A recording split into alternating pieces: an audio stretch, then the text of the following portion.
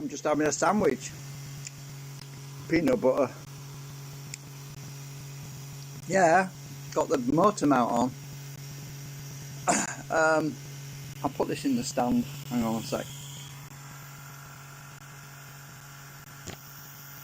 Right, so you have to excuse me while I finish my sandwich. Oh, hang on.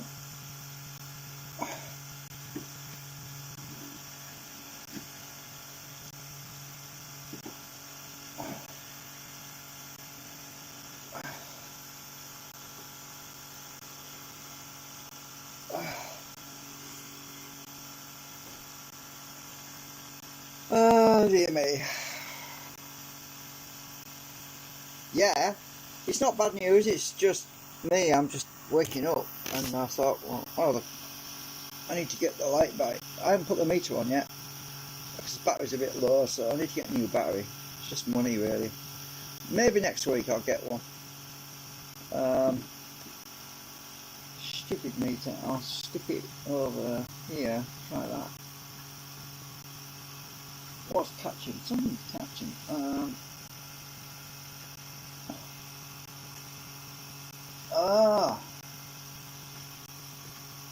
Right, will that work? Just want to get the meter in the right place before I do anything. Oh, it's kind of peeping behind the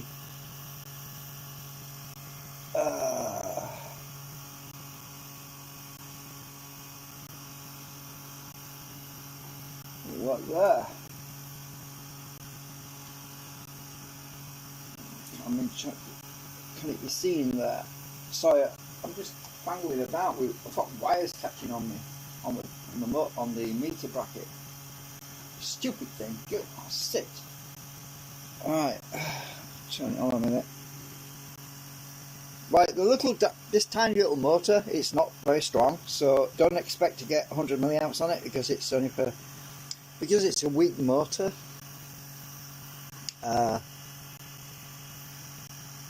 It's a very weak motor, and the advantage of using a weak motor is you can see changes more effectively.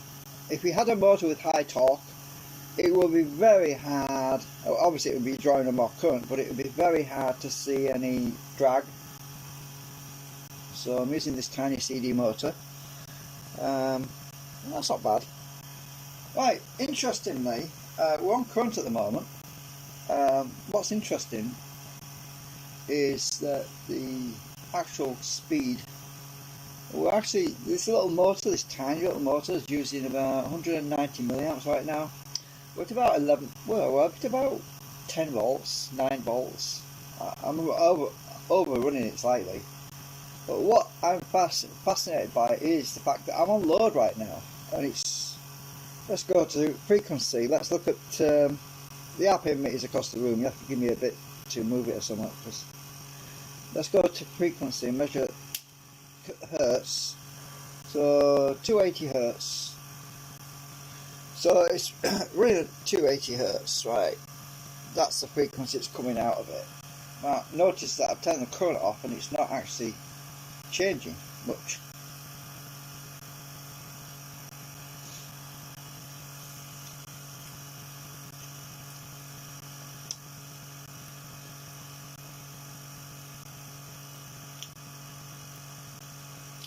Still eating my sandwich.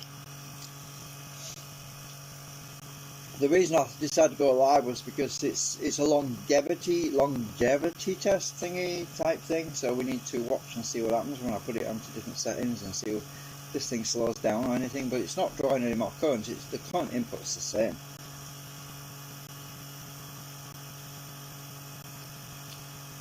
Bear in mind that these CD-ROM spindle motors have very little torque, so you can't drive this thing up to maximum speed like my drill can. My drill's capable of my drill, which I was using it on before, this can draw 500 milliamps, and it's got a lot of torque on it because it has to be to drill holes and things. So this is a completely different motor and it's more torque on it. So, and I'm happy to run this at a slow speed, because running this at a slow speed means there's less likelihood of it flying apart, hitting me in the face. So I'm quite happy to run it at this slow speed while we're doing testing, because obviously we want to optimize it and get optimize the coils, then I can aim a bit higher, if you know what I mean. Whereas if I'm driving it faster, then it tends to reduce your determination to aim as high, you know what I mean, when you're designing the coils and that.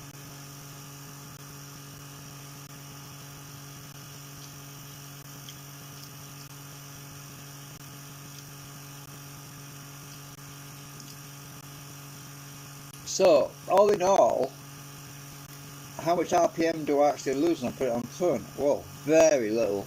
Maybe 20 RPM. That's nothing, really. I mean, we did the time scale test, you know, between 5,000 RPM and down to 0, and also 3,000 RPM down to 0. And we only had a differential of about 3.5 seconds to 4 seconds. So, yeah, that says a lot.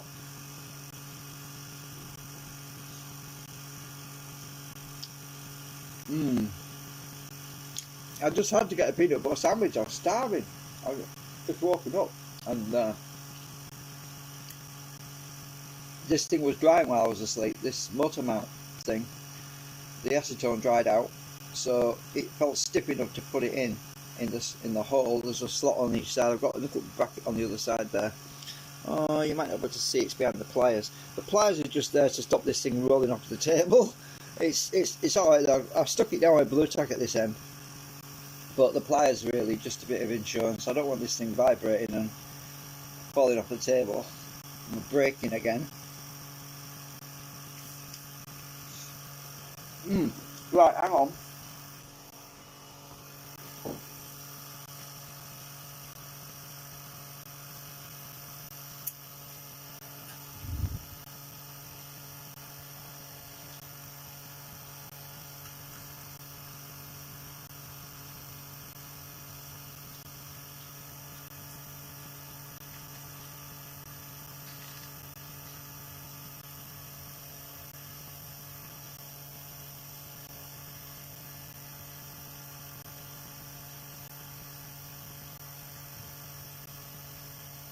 Oh.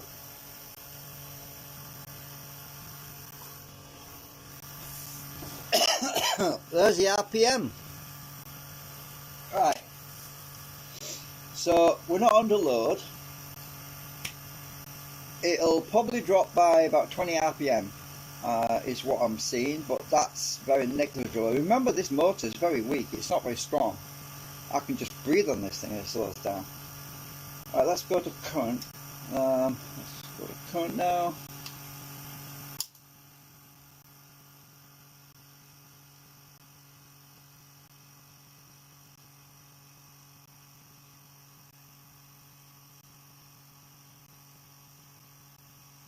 That is brilliant. I mean, remember the other generators used to lose 300 RPM.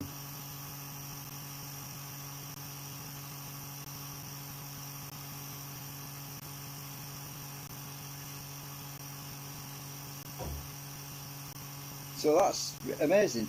And the current, if you look at the current, it didn't change very much. It seems to be pretty much the same, which is really interesting. So we're still at 62.2 milliamps, and you can see the RPM hardly changed at all. Let's go back to frequency, which is basically no load.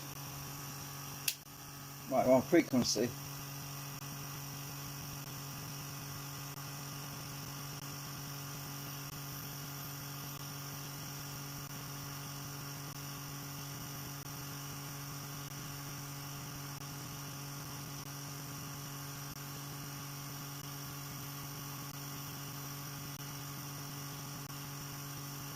Bloody amazing.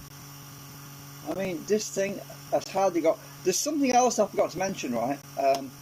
at the moment we've only got one stage of magnets, that is the South Pole and the North Pole magnets. Now the other two stages are not populated with any magnets at the moment. There's no magnets in them. When I actually install magnets in the other sections, and the reason why I haven't done that yet is because the thin magnet that goes in the middle I haven't got anymore. They're all encapsulated in those other rotor drums, and I can't get the buggers out because they're sealed inside there. So what I want to do this coming Monday is order some more of them flat thin magnets to go in the slots, because if I put magnets, I've got the big brick magnets that can go in, but it's not going to be equal. It's not going to be equilibrium the same as that one. I suppose I could put them in just to try, but it's not going to work the same, so it's going to throw it out of balance slightly. So I've got to order at least, well, probably 10. I'll probably order 10 of those flat magnets that go in these little, where's my pointer thingy? Where's it gone? Can't find, oh, paintbrush, there you are. I'll use that. So these slots here, there's a thin magnet right in there. Probably too bright now. There's a thin magnet in these little slots.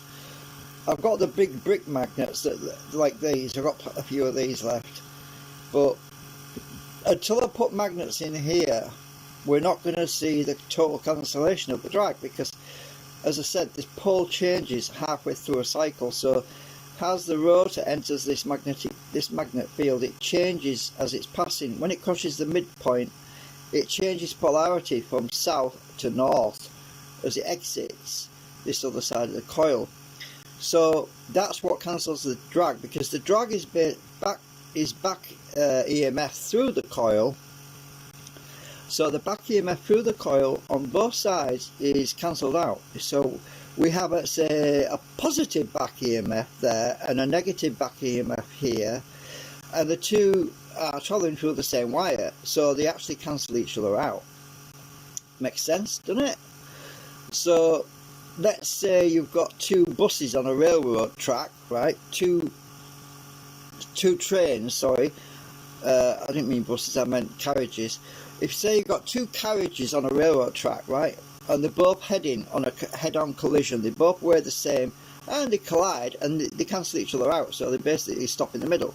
So this is what we have right here, is the cancellation through the coil. It's negative, it's cancelling the drag out. So we've got a positive back EMF and a negative back EMF. Doesn't matter which way around it, because it's AC, obviously. So once I get magnets installed in here where there's going to be another coil, then any back EMF that is still present from this coil to the next coil, there should be a pulse that we should see a reluctance on the actual core material as it's passing through. So the core material will be charged with, say, south, and as it passes into here, it will encounter north. So that will also help as well. So obviously when I get them magnets installed, it's going to be even better than what it is now. But yeah, I just need to get some, or I could try ripping apart one of my other rotor drums.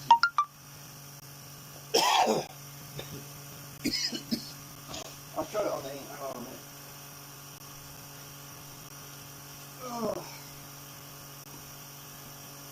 This is one of my other rotor drums that's installed. It's in here, this big generator. Now they're encapsulated in solid plastic, and these are all balanced, and I really don't want to dismember or dismantle them, because I might need these again someday. I don't know, I might do and I might not, but it's just a lot of mess. The only way to get these out of here now is to dissolve the whole thing in acetone. I really don't want to do that, so it's a nice drum, it's solid, these are really strong, because I might use these in a later project, you see, as I develop these ideas.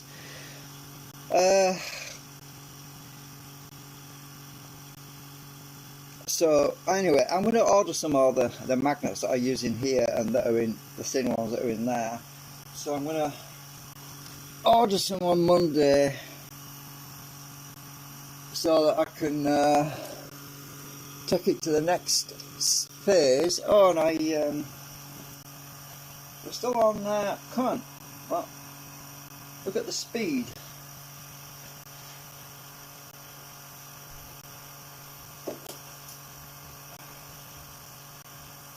Let's go to voltage. It'll be about half a volt. 0.661.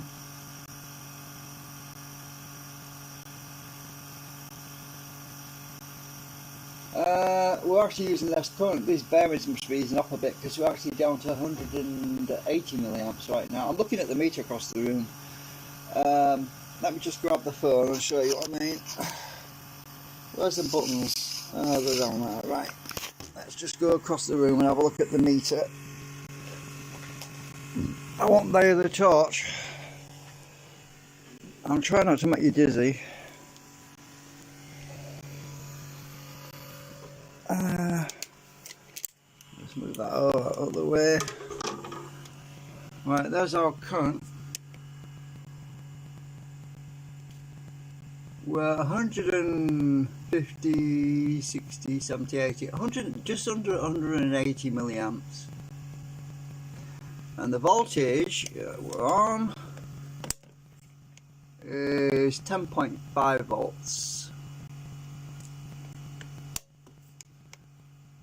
I'm just moving my switch down here for volts and current. Right, so that's yeah, very good. It's excellent. That bearing, them bearings seem to be easing up a bit because it seems to be picking up speed, and I'm really happy with the results so far. Absolutely brilliant. I'm really happy and excited because it's positive, because I mean when I'm putting that load on it, it's hardly changing. Let's see, this is my new canopy. It's been in the acetone vapor. Stuck it out. I've got to put the brackets on it to wind the coil onto at some point. So it's nice. Oops, camera's at the top. I keep forgetting. What's the camera? Yeah, it's there. So I've got to, as you can see, it's shiny. It's been in the acetone vapor for about 12 hours. Or something like that. I've been asleep actually. I lost count. So, and the legs that I wind the coil, I've changed the orientation so they're pointing inwards now. The legs are going to point inwards, which should make it easier to wind more coil wire, get more wire on there. So what I'm doing is I'm periodically I'm opening the container, blowing in it to let the acetone vapor out, putting it back in, and then letting it slowly dry, very slowly. That way it won't warp, you see. So I'm letting it basically dry out extremely slowly. So if it dries too quickly, that's like sticking a hairdryer on plastic. It warp, it just curls up. So by letting it dry slowly, it seems to make it less warped. I feel a bit warped myself actually at the moment. Yeah, I'm pretty impressed actually. I mean, to put current. Oh, the other thing I was thinking about telling you about. What I plan to do is build an AC multiplier for these coils.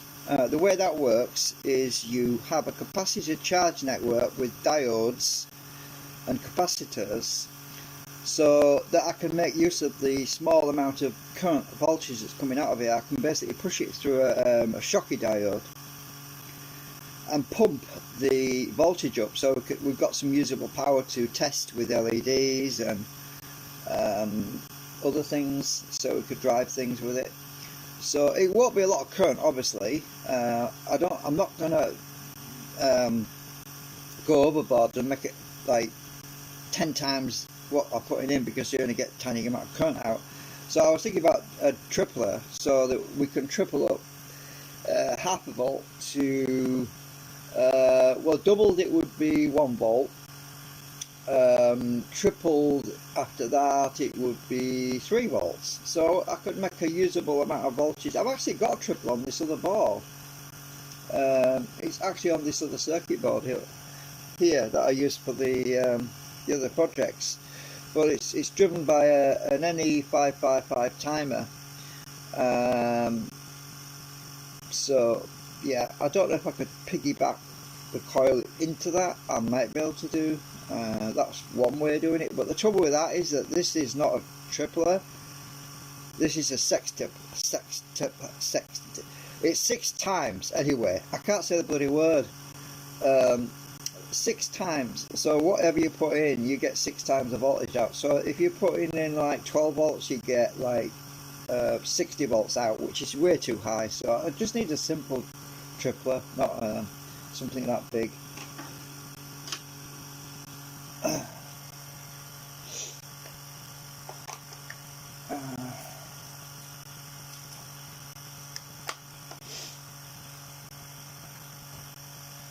So 1 voltage, let's go to current again. What's that?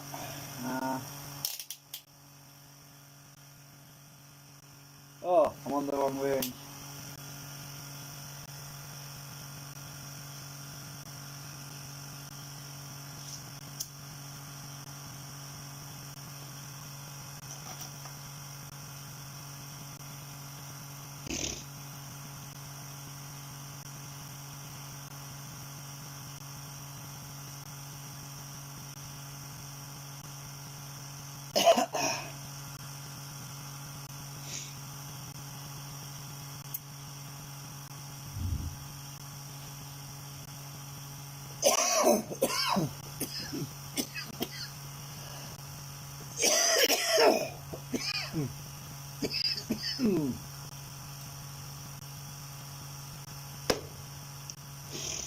Yeah, I'm still waking up.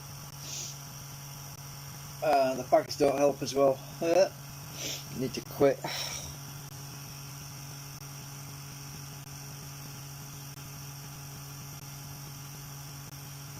You see, when I loaded that other generator down, you could hear a discernible slowdown of it. You could actually hear it slowing down. You can't even hear this thing slow down. You can't tell.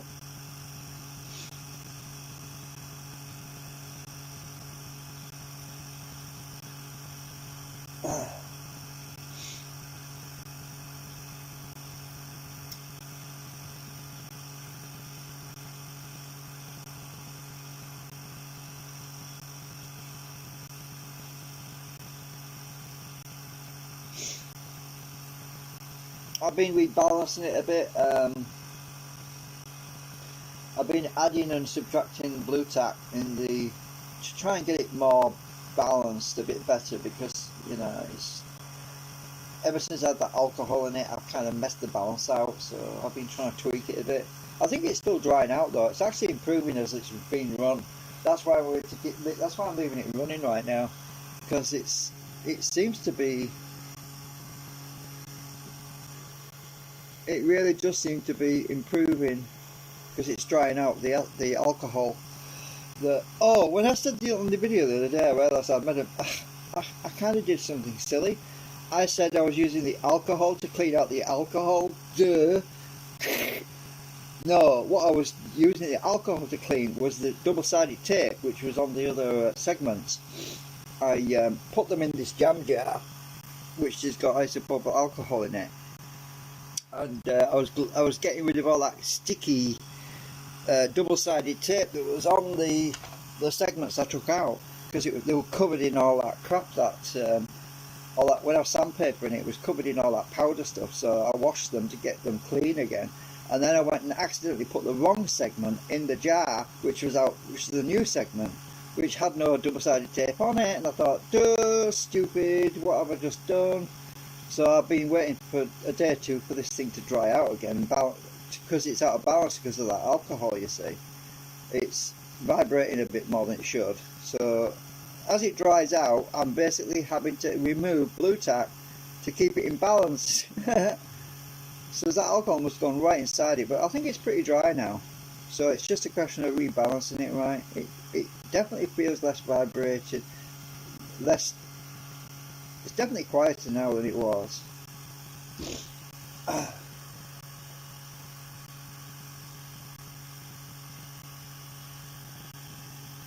We're still pushing out 62 milliamps. Let's go to frequency.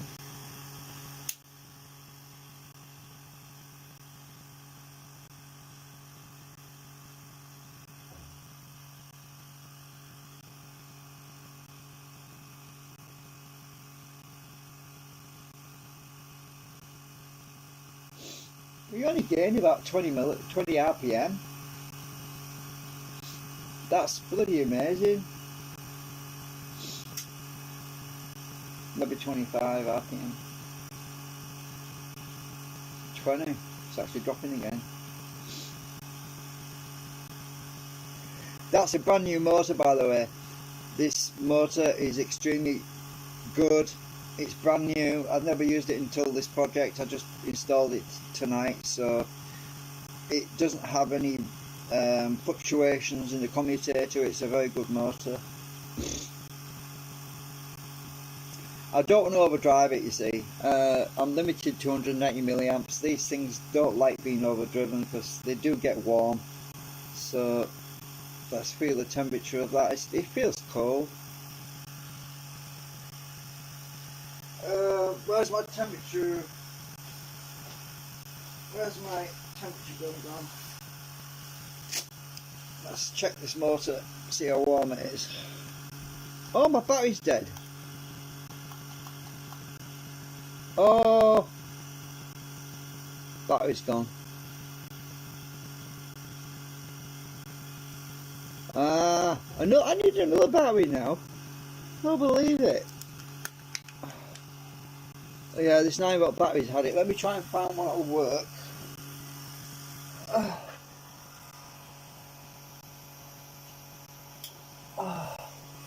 I've got 3, but they're all pretty dead, these. I'll try one by one to see if I've got anything left in them.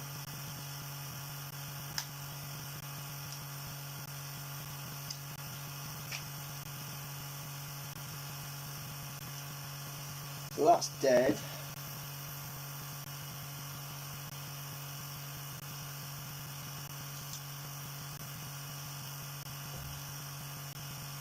That one's dead too.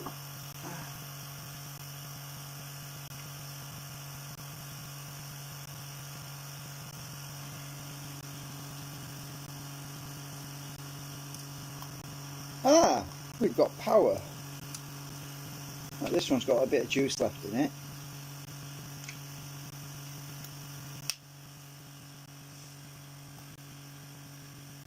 (27.8 centigrade). Ambient temperature is 21. Oh, on the floor it's 19. Let's see, ambient temperature is about 22 actually. So let's check the temperature of this coil. It's 22. The rotor is 23. The motor is 26. So I'm really happy that the motor's not burning up. Good.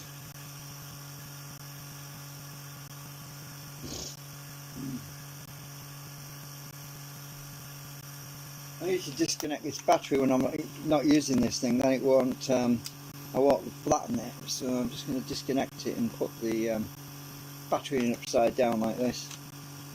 Oh, it won't go upside down. It don't leave you a lot of space in these damn things.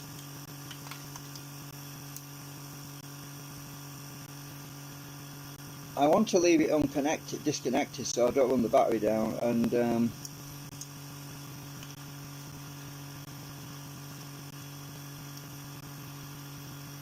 no frigging room. I'm just going to leave the battery out.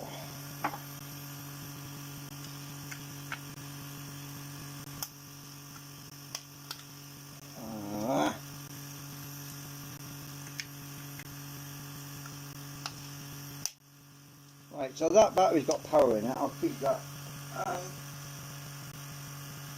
all these crappy ones are all knackered. Don't know why I keep them, but well, I do keep them because they've usually got 3 or 4 volts left in them, and they're handy for certain projects, like just running an LED. So you can just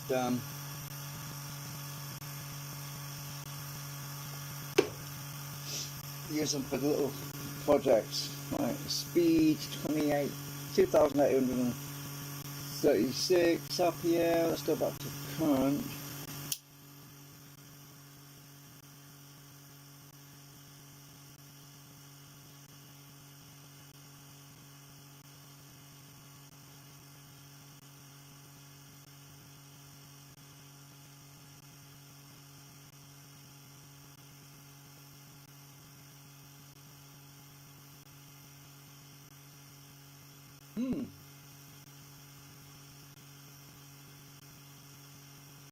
Pretty good.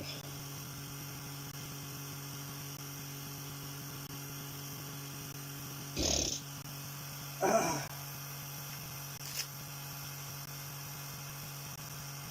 can put the battery in the bottom of this case, I think.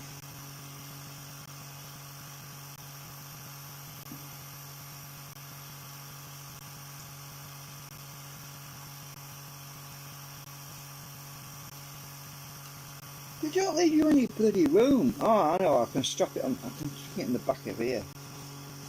Huh. There's no, they don't put you any spare space to put stuff.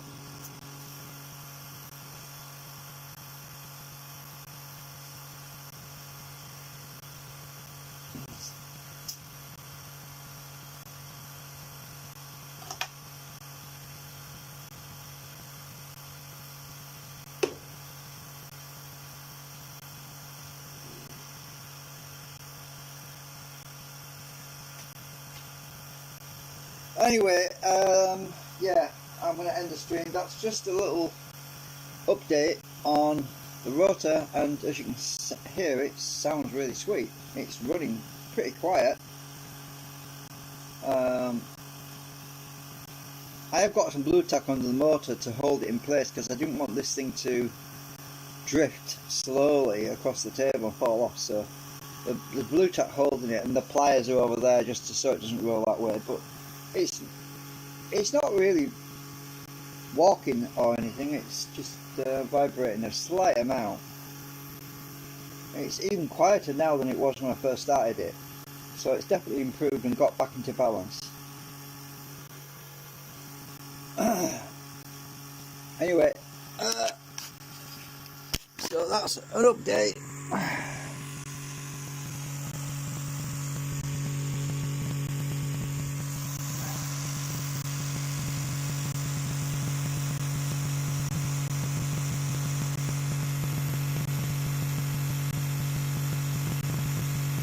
And there's my little pillow at the back that's holding the motor in the hole.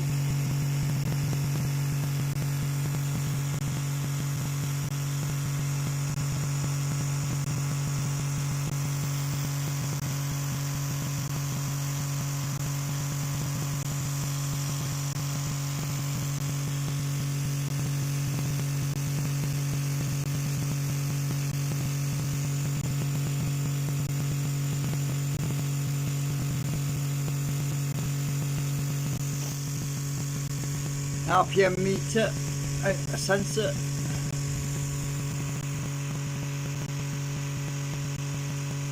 Anyway, thanks for watching.